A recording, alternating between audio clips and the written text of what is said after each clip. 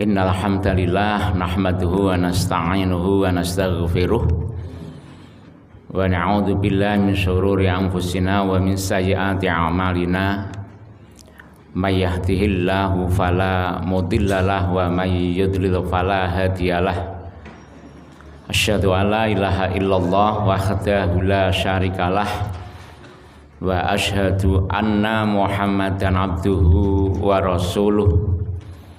Allahumma sholli ala Muhammad wa ala ali Muhammad, amma ba'd. Ma'asyiral muslimin wal muslimat rahimakumullah. Marilah kita senantiasa bersyukur pada Allah Subhanahu wa taala atas segala limpahan nikmat dan rahmatnya. Pada pagi hari ini kita bisa mengawali aktivitas kita di hari ini dengan memulai dengan ingat pada Allah, zikir pada Allah. Kita laksanakan ibadah sholat subuh, mudah-mudahan mengantarkan kita mendapatkan barokah Allah Subhanahu wa taala. Amin ya rabbal alamin. Kemudian pasca Ramadan, mudah-mudahan iman kita, ibadah kita selalu Syawal. Syawal itu artinya meningkat, imannya meningkat, ibadahnya meningkat, semangat juangnya juga meningkat. Betul, kita Syawal ya. Betul, kita ini Syawal meningkat. Jawabannya tertawa. Ya, memang seharusnya meningkat. Maka para sahabat pasca Ramadan setiap kali bertemu dengan saudara, temu dengan orang lain, itu saling mendoakan taqabbalallahu minna wa minkum. Semoga Allah menerima amal ibadah kita di bulan Ramadan. Doa itu sampai dibaca para sahabat, diucapkan para sahabat itu sampai 6 bulan setelah Ramadan, bukannya di bulan Syawal. Banyak para sahabat yang mengamalkan doa itu, saling mendoakan, itu bukan hadis Nabi, tapi itu diamalkan para sahabat. Setiap kali bertemu orang lain mengucapkan taqabbalallahu minna wa minkum. Semoga amal ibadah kita di bulan Ramadan diterima oleh Allah. Nah, ini ada kekhawatiran para sahabat. Jangan-jangan amal ibadahnya tidak diterima oleh Allah. Dan para sahabat membuat kriteria, rumusan. Bagaimana amal ibadah itu yang diterima oleh Allah dan yang tidak diterima oleh Allah, yang makbul dan yang tidak makbul. Ini yang berat bagi kita. Apa kriterianya? Nah, bisa dibaca ini di bagian akhir. Para sahabat itu merumuskan amal ibadah di bulan Ramadan itu makbul, diterima oleh Allah kalau setelah bulan Ramadan itu mengikutinya amalan itu dengan amalan yang lebih baik, meningkat gitu. Kalau di bulan Syawal ini amaliyah kita meningkat, berarti amal ibadah kita di bulan Ramadan diterima oleh Allah. Kalau tidak meningkat, berarti tidak diterima oleh Allah gitu. Nah, ini kan berat.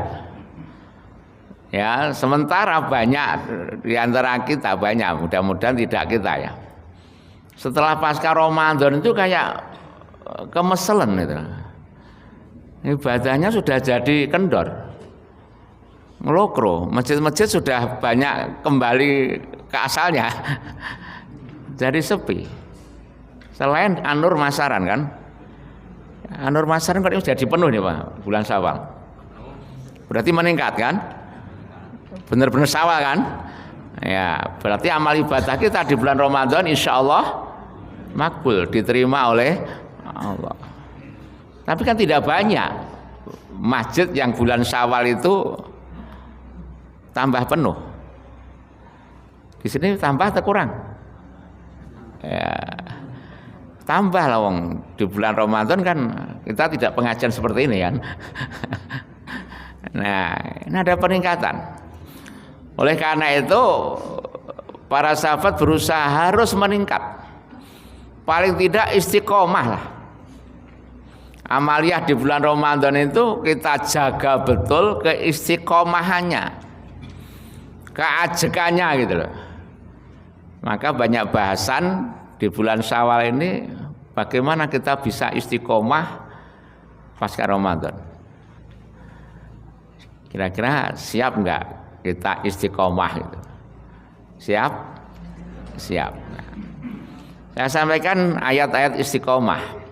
Pertama surat Fussilat ayat 30, kemudian doa surat Ali Imran ayat 8. Itu doa istiqomah.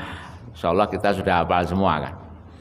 Rabbana la tuzigh qulubana ba'da idh hadaitana wa hab lana min ladunka rahmah. Itu doa istiqomah. Ya, itu lebih bagus kita amalkan setelah bulan Ramadan atau mungkin istiqomah pasca ibadah haji ya. Orang haji itu kan di sana taatnya luar biasa. Ibadahnya ngoyo betul gitu. Tapi sayang kalau pulang dari haji kok mak pleret gitu. Ya di sana ke masjid kehilangan jamaah susah sedih, tapi begitu pulang rumahnya mangku masjid kayak ranyang masjid gitu loh. Ada seperti itu. Itu pertanda apa? Hajinya tidak mabrur.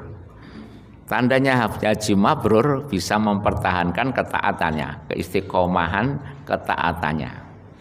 Gitu nggih. Mari kita renungkan ayat tentang istiqomah yang sudah insyaallah banyak yang hafal, surat Fussilat ayat 30. Kita baca dulu. A'udzubillahi minasyaitonirrajim. Mari.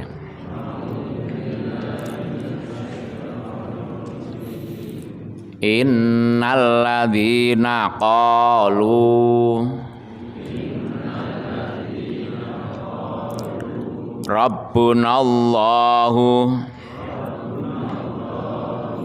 tsumma istaqamu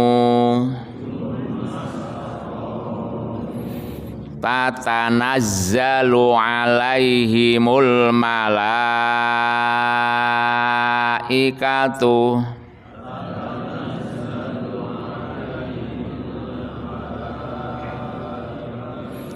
alla takhafu wa abshiru bil jannatil lati kuntum tu'adun.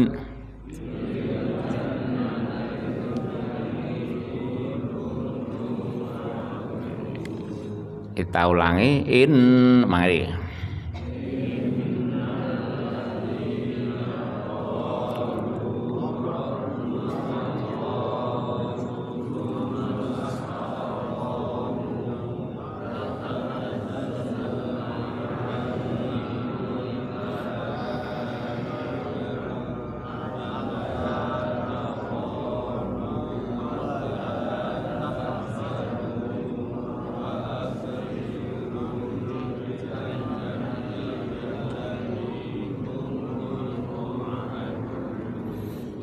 Ya, kita artikan innalladzina qalu, sesungguhnya orang-orang yang mengucapkan, berikrar, bersyahadah, Rabbunallah, Rabb kami adalah Allah.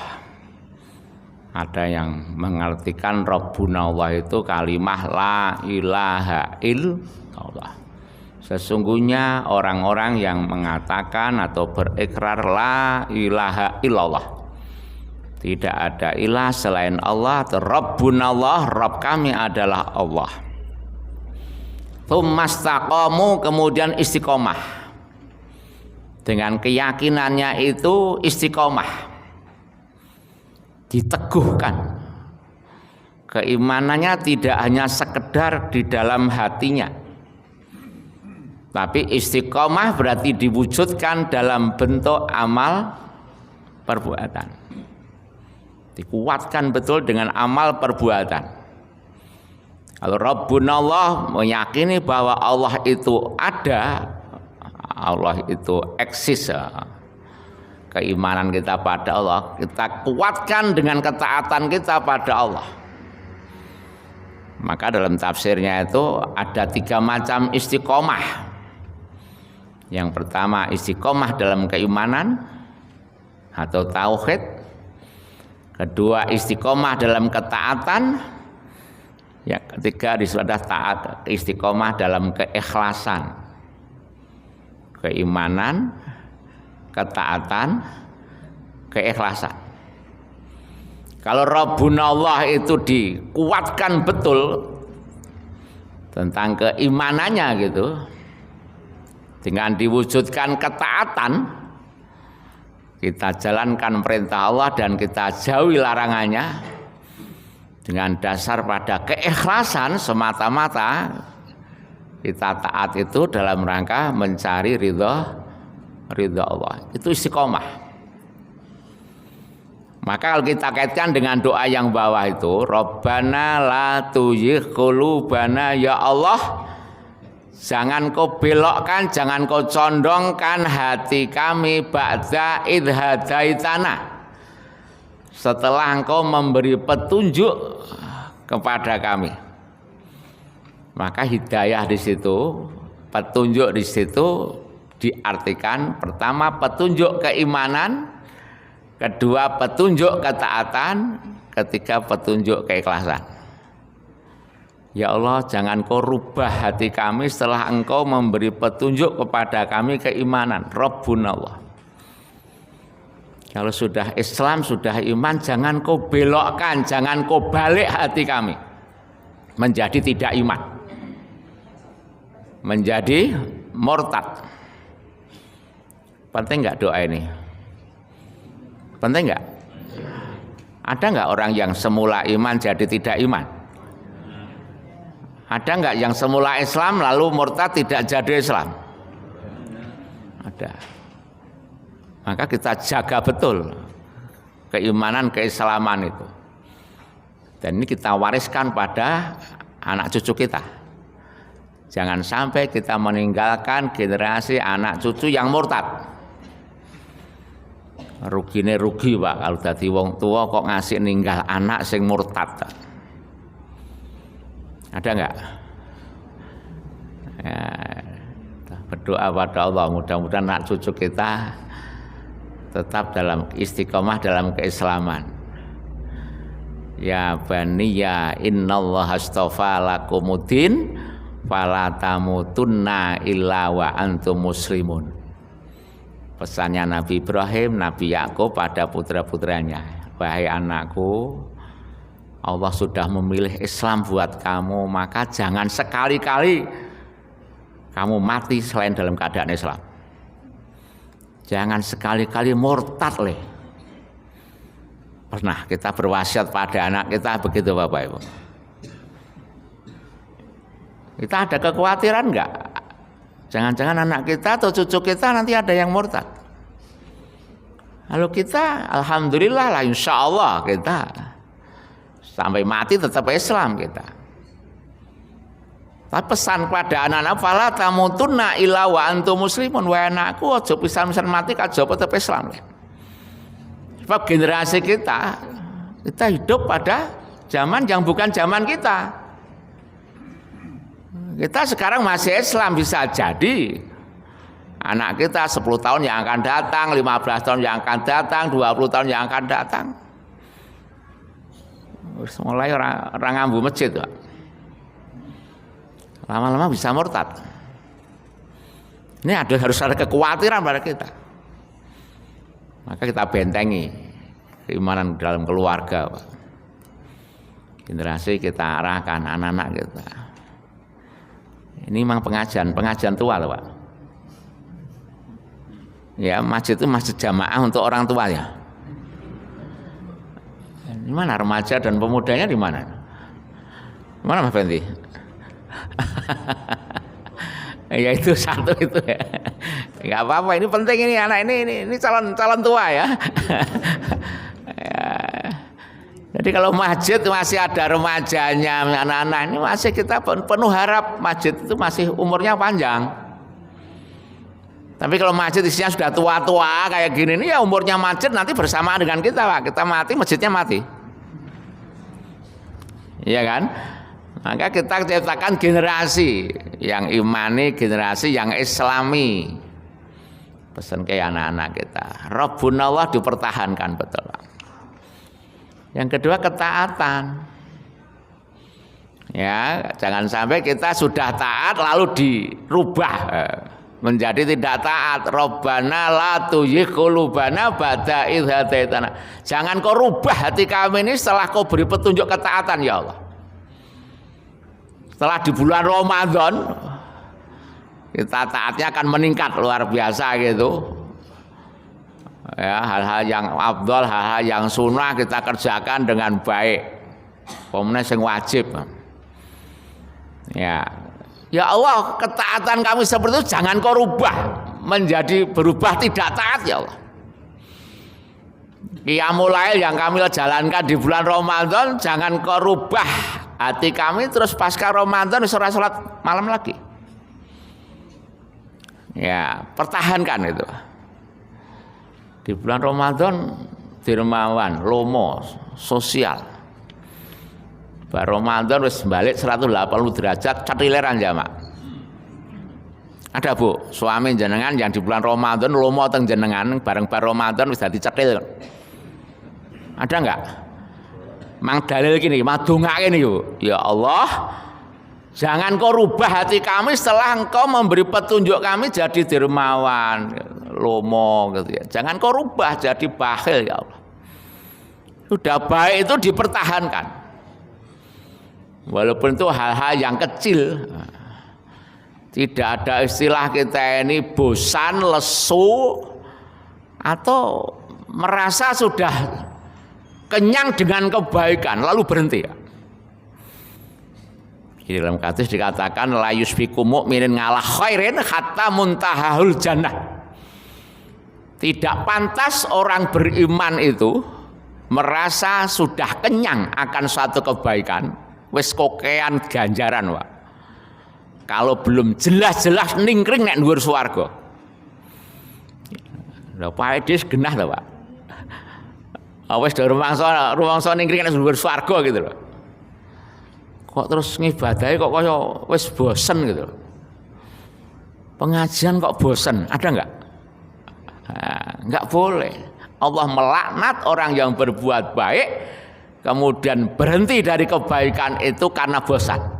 Allah melaknat. Maka mempertahankan istiqomah itu sulit. Tapi kita jalankan. Tak kuat-kuat ya Pak. Doa yang pendek itu ya apa kayak ya muqallibal qulub sabit qalbi ngala dinik. Ya Allah zat yang membolak-balikkan hati. Kuatkankah ya Allah hati kami, teguhkanlah hati kami, istiqomahkan hati kami ngala dinik dalam menjalankan agama. Dalam hadis lain ngala taatik dalam ketaatan kepadamu. Ya, jangan kau rubah. Iben seneng sholat, seneng pengajian, kok terus dadi ra seneng sholat loh. Rekep yang masjid gitu lah, yang pas sregep gitu di bulan Ramadan. 5 waktu yang masjid terus. Pengajian esok sore awan bengi pengajian. Ngelindur wae pengajian, Pak. Entah karena kesengkrak napa ngoten nggih. Lah kok iso mapet ngetok wae ora lho. Bahkan sudah tidak sholat lagi. Ada apa? Kok mutung ibadah, kok mutungnya nang opane gitu loh. Padahal keikhlasan niku tandane ora mutungan, Pak. Jadi ikhlas niku ora mutungan. Betul? Yen mutungan berarti mboten ikhlas. Ikhlas itu ibadah itu hanya semata-mata karena Allah, maka yang bisa menghentikan ibadah itu ya Allah. Yang wis mati gitu loh. Itu datang dari Allah. Kalau hanya dihina orang, diejek orang, dihalang-halangi orang, tiada kata berhenti dalam beribadah. Wes mbok arepan mbok alang-alangi piye to, mbok ancam piye to. Ketaatan kita pada Allah, ibadah kita tidak boleh terhalang. Sepakat? Sepakat? Ya, yang bisa menghalangi kita berita hanya dari Allah. Maut menjemput lah itu baru. Leren sing ibadah Pak, kalau sudah mati itu stres. Tapi selama kita masih diberi hidup ini, kita tetap wajib kita beribadah pada Allah, tentu dengan kemampuan kita yang ada. Rabbana la tuzigh qulubana ba'da idh hadaitana. Bersama.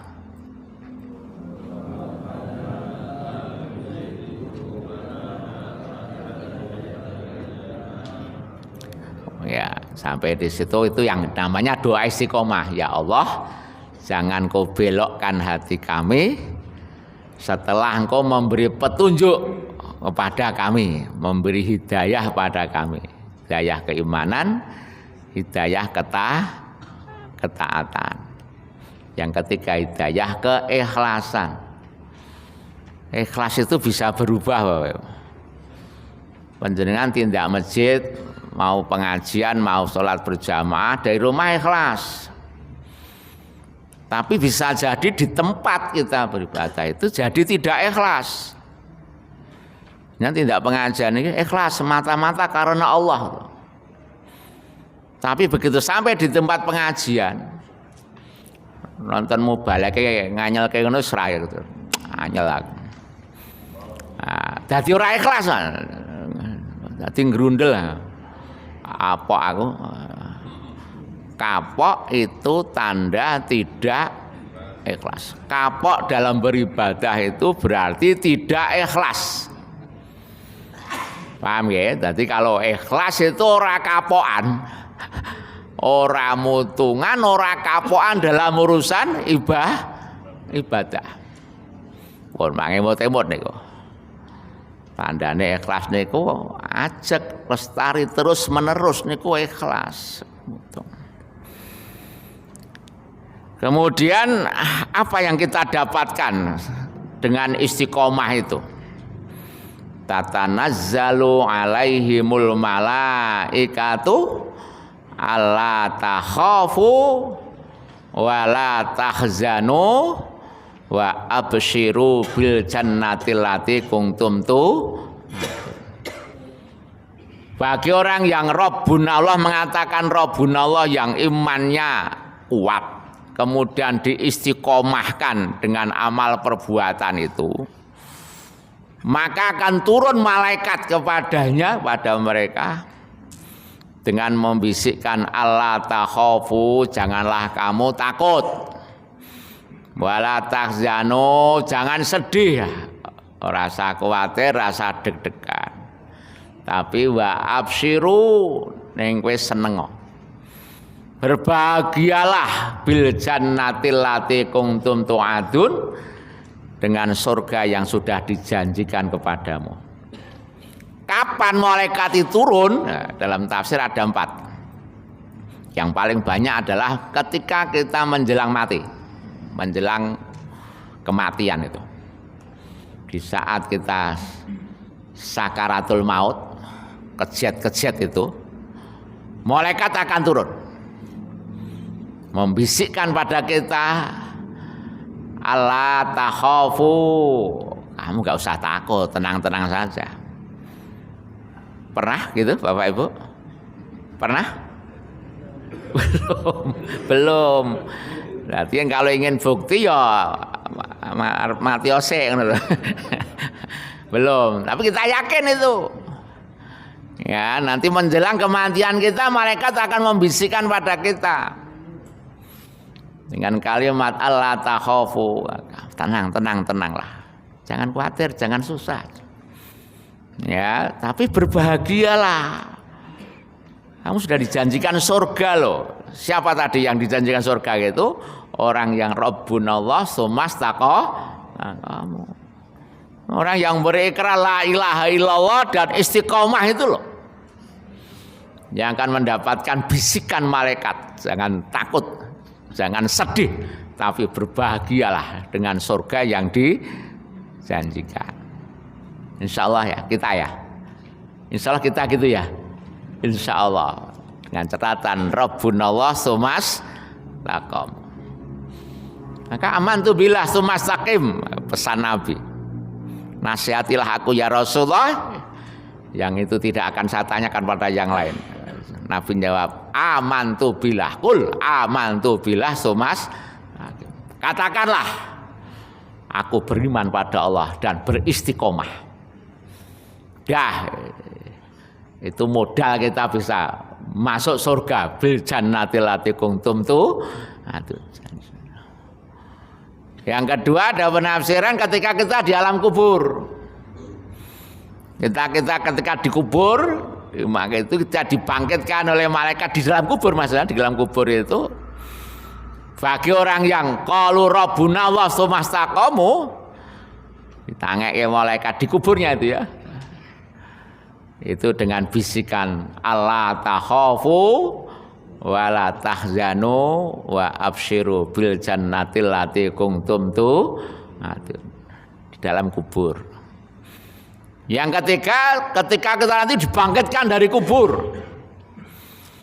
Ya, ketika kita dibangkitkan dari kubur. Untuk apa? Untuk apa kita dibangkitkan dari kubur? Idza zulzilatil ardul zilzalaha wa akhrajatil ardu asqalaha wa qalal insanu malaha yauma idzin tuhaddisu akhbaraha bi anna rabbaka auhalaha yauma idzi yasdurun nasu astatal liurau a'malahum. Terakhir itu untuk melihat bagaimana amal kita. Berarti kita akan mempertanggungjawabkan amal kita. Kita dibangkitkan dari kubur itu untuk mempertanggungjawabkan amal perbuatan kita ketika di dunia. Maka famay ya'mal misqala dzarratin khairan yarah wa may ya'mal misqala dzarratin syarran yarah. Siapa yang beramal kebaikan walaupun sebesar biji sawi, sebesar atom, sebesar debu, maka akan yarohu. Hati-hati kalau membaca, bukan zarohu. Ya, yarohu ya, bukan zaroh. Kadang-kadang ketok tenanan banget. Pamay ya'mal misqala dzarratin khairan zarah. Kok zarah toh? Ya roh. Ya roh. Melihatnya, kita akan merasakan hasilnya. Walaupun sekecil apapun, perbuatan baik itu akan kita nikmati hasilnya. Tapi sebaliknya, barang siapa yang beramal buruk, sama sebesar biji sawi, sebesar atom, sebesar debu, itu darah ya. Anda akan yarohu, melihatnya juga, akan merasakan hasilnya juga. Maka dalam hal berbuat baik maupun berbuat buruk, jangan meremehkan sekecil apapun itu. Walaupun itu hanya sekedar, kata Nabi, menyingkirkan kotoran dari masjid. Ojo nyepeleke tumindak becik sanajan to mung sak nyingkirke reget saka masjid. Siapapun kita pantas ngresiki masjid, Pak. Betul enggak? Ada yang jadi RT, ada yang jadi RW, atau mungkin Pak Kepala Desa Lurah datang di masjid, ada kotoran di masjid, Pak Lurah nyingkirke atau nyapu masjid. Patut enggak? Patut enggak? Patut aja. Mengapa? Karena masjid adalah rumah Allah. Wa annal masajida lillah. Masjid itu punya Allah. Maka siapapun punya hak untuk memakmurkan masjid, menjaga kebersihan masjid semuanya. Itu bukan tugas marbot masjid atau tukang kebersihan masjid saja. Jangan menyepelek itu minta becik sanajan to mung sak nyingkir kira. Atau banyak kata Nabi gitu kan, ojo nyepelek itu minta becik lah walaupun hanya ketemu orang lain dengan tersenyum. Jangan meremehkan perbuatan baik walaupun hanya bersedekah dengan separuh kurma. Sampai Nabi mengatakan selamatkan dirimu dari api neraka walaupun dengan sebiji kurma. Sedekah dengan sebiji kurma itu bisa menyelamatkan kita dari neraka. Itu dalam hadis lain, jangan meremehkan perbuatan baik walaupun hanya sedekah dengan kikil kambing. Zaman Nabi atau orang Arab sana kikil kambing itu nggak ada harganya gitu loh. Bagi kita ya jadi tengkleng. Tapi di sana kalau apalagi musim haji itu, lah ndas wedhus itu diguwaki yang pawon itu, tempat sampah itu. Kalau saya pernah datang ke tempat penyembelian itu, ya, sikil-sikil kambing itu buai, ya, kepala dibuang Pak. Mau jadi pemulung kepala kambing ke Mekah sana. Gitu. Ya. Ini ada fatwa terbaru, boleh menyembelih dam di dalam negeri. Ya, dikelola oleh Basnas. Jadi sing do munggah Kajirono wedhuse dibeleh nang Indonesia. Ya itu fatwa. Tapi ya lebih mantap tetap di sana. Ya, tapi itu dibolehkan untuk fatwa untuk menyembelih dam di dalam negeri gitu. Daripada di sana ora dipangan gitu ya, Indonesia belahan Indonesia karena tidak ada aturannya menyembelih dam itu harus di tanah suci, itu nggak ada gitu ya katanya gitu. Jadi boleh di Indonesia menyembelih wedhus gitu. Dan lebih dipercaya gitu. Kalau di sana kan ada nyembelih dam itu banyak penipuan. Maka kalau saya ngantarkan haji itu saya menyaksikan penyembelihan langsung. Bahkan saya sembelih. Jangan diserahkan pada jagal di sana gitu. Ya, saya pernah menyaksikan penyembelihan ke tempat penyembelihan kambing gitu. Saya membawa jamaah 184 jamaah. Saya begitu sampai di tempat penyembelihan, saya sudah kerjasama dengan pengusaha kambing. Kambing sudah siap disembelih itu. Saya begitu datang itu langsung disembelih jagal, swer gitu. Saya hentikan. Saya bilang ngawur, kif. Wakaf itu kan mandek toh. Oh, perintahnya kif, mandek, yo mandek tenan kok. Ngawur bahasa Arab, kif mandek. Nah, saya hitung dulu. Saya sudah pesan kambing 184 kambing. Ternyata setelah saya hitung kurangnya 36. Oh, ini ngapusi dan entah itu pengusahanya atau si penyembelihnya disenggahkan. Nah, saya cari pengusahanya kambing itu, akhirnya saya diajak ke pasar kambing, ya, beli 36 lagi. Baru kita sembelih satu-satu, saya sebut namanya, ya orangnya. Itu padahal kan kebanyakan jamaah haji Indonesia itu cukup bayar saja, tidak tahu kambingnya, tidak tahu proses penyembelihannya. Wis percayalah bayar, bahkan ada 300 real, 400 real. Ya, kalau kita ya saya cek kambingnya itu benar kambing enggak gitu. Saya ke pasar kambing itu kambing yang layak untuk seperti di kita kurban gitu ya. Harganya 1000-an real. Ya minimal kalau sudah well itu ya sudah 600-an ke atas lah gitu. Baru kambing. Kalau 300, 400 ya secempe Pak.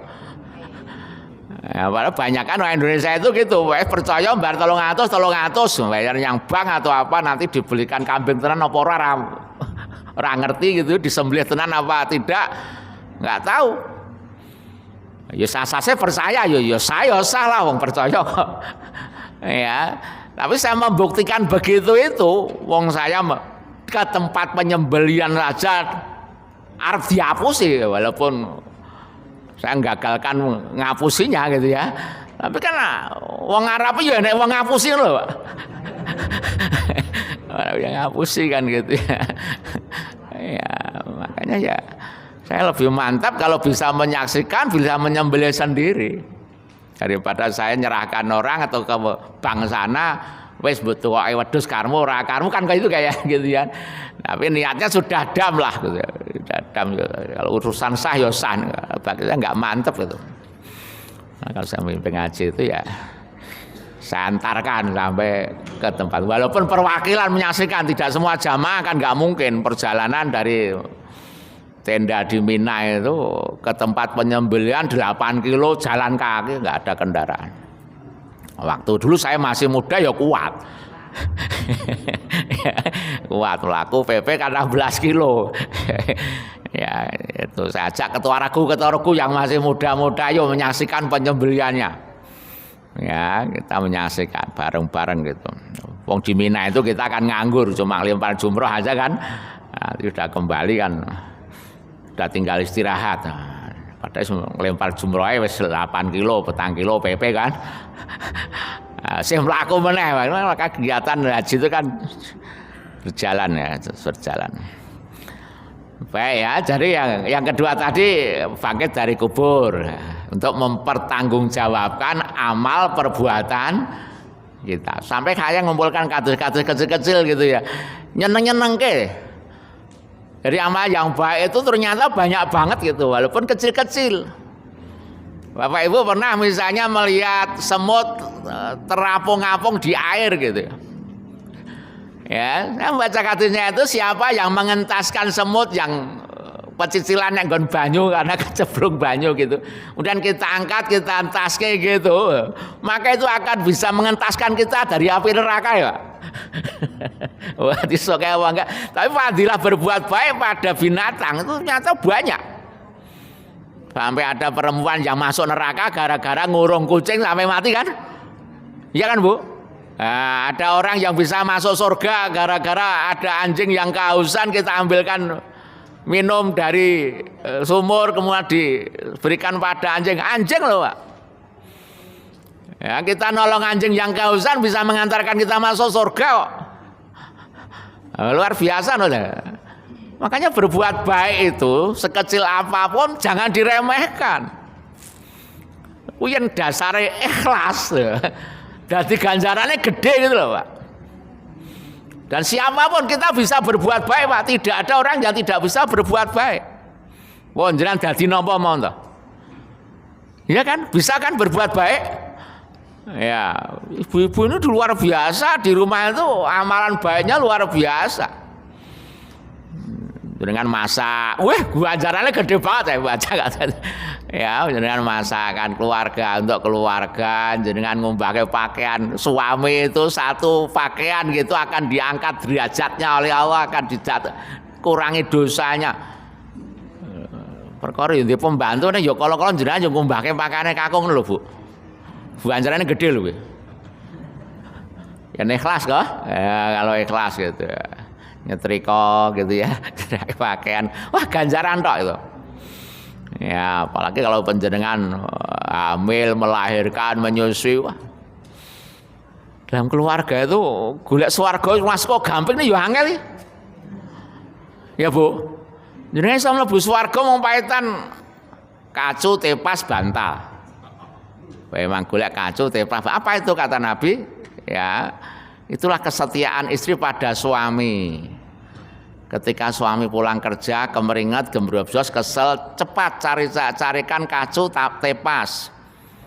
Keringatnya dilapi nganggo kacu, terus ditepasi. Ada nggak perempuan surga seperti itu?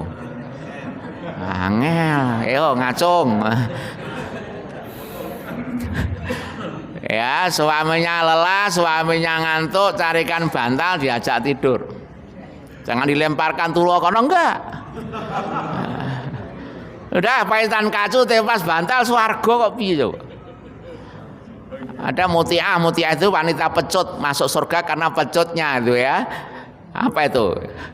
Muti'ah namanya kan, perempuan surga ya, disebut dengan perempuan pecut gitu ya, karena setiap malam mau tidur nyerahkan pada nabi-nabi, kalau sejak pagi saya ada salahnya atau kata-kata yang menyakitkan Nabi, tolong saya digebuk. Itu istri Nabi Muti'ah. Setiap malam mau tidur evaluasi diri jawab pagi, ada enggak perbuatan saya yang salah Nabi? Kalau ada saya tolong dipukul Nabi. Dengan pecutnya itu disiapkan di kamar tidurnya.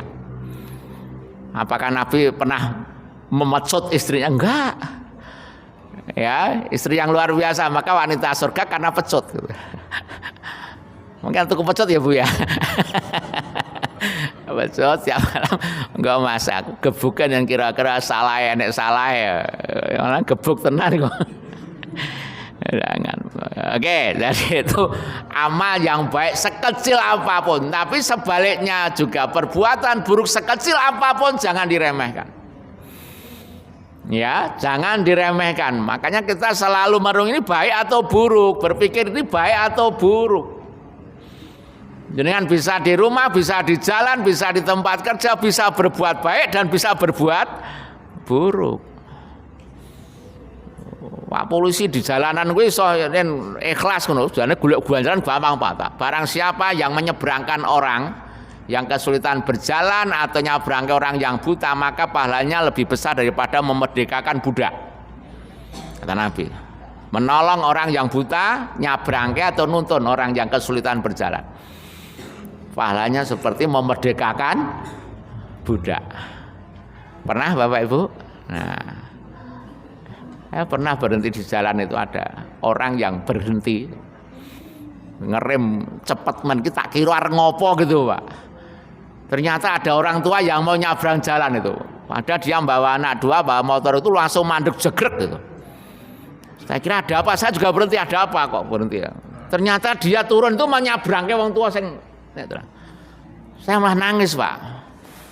Kok ada orang yang masih berpikir kebaikan seperti itu. Yang kedua, kok aku ya sing ngono ya. Kok orang lain ya hebat ini aku. Ya itu kan cari pahala gampang. Saya Pak polisi gaweane ngono ya ganjaran oke banget. Orang yang apa yang dengan sering nyebut apa itu? Sapel tas itu ya, sapel tas itu ganjaran tok itu. Ya apalagi kalau tidak kita beri ya nyatanya ya do ikhlas. Nah, neng tolong itu diberi ya. Itu bukan pengemis itu, membantu ya. Kita baru menyadari pentingnya itu kalau kita nyabrang jalan atau di saat di tempat perempatan itu tidak ada petugas kayak gitu itu. Yo berbahaya kok gitu. Maka kalau mereka itu niatnya ikhlas tenan ganjaran tok gitu. Mudah salat ora ya Allah ngono. Yang keempat, istiqomah ini malaikat turun itu nanti di hari akhir kita ketika kita mau masuk surga itu dibisiki oleh malaikat. Jadi malaikat akan membisikkan kalimat Allah takhafu wa la tahzanu wa absiru bil jannati allati kuntum tu'adun. Kemudian paragraf terkait itu terkait dengan Ramadan, istiqomah dalam Ramadan kita renungkan itu bagus itu. Salah seorang ulama salaf berkata, barang siapa yang tidak diampuni dosa-dosanya di bulan Ramadan, maka tidak akan diampuni dosa-dosanya di bulan lainnya. Ini kan berat ya. Oke. Kemudian kalimat terakhir. Inilah makna istiqomah. Jangan sekedar menjadi orang yang Ramadhani, tapi jadilah orang yang Robbani. Ibadah ki ora nang sasi Ramadan tok. Tetapi jadilah orang yang Robbani, itu beribadah setiap waktu dan setiap tempat. Itulah istiqomah sungguh. Inilah pertanda diterimanya amal soleh seorang hamba. Imam Ibnu Rajab berkata, sesungguhnya Allah jika dia menerima amal kebaikan seorang hamba, maka dia Allah akan memberi taufik kepada hambanya tersebut untuk beramal soleh setelahnya. Ceknya gampang Pak, amal ibadah kita ini diterima oleh Allah tidak, bariki engko awake dhewe piye? Kalau kita mengikuti kebaikan dengan kebaikan-kebaikan berarti amal sebelumnya diterima oleh Allah. Bar poso kok malah do main mendem berarti amal ibadah tidak diterima. Gampangnya gitu ya. Ibnu Rajab mengatakan begitu.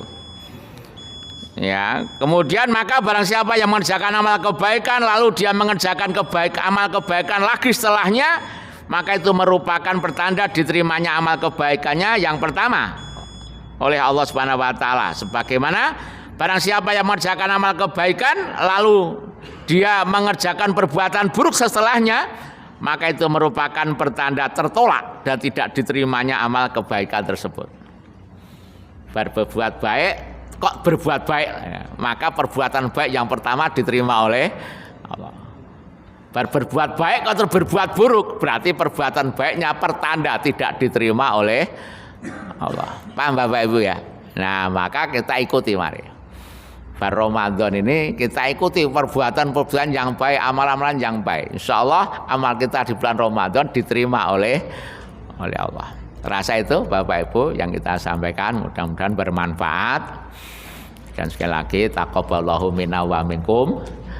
Dan amal kita diterima oleh Allah Subhanahu wa taala dan kita sudah saling memaafkan loh.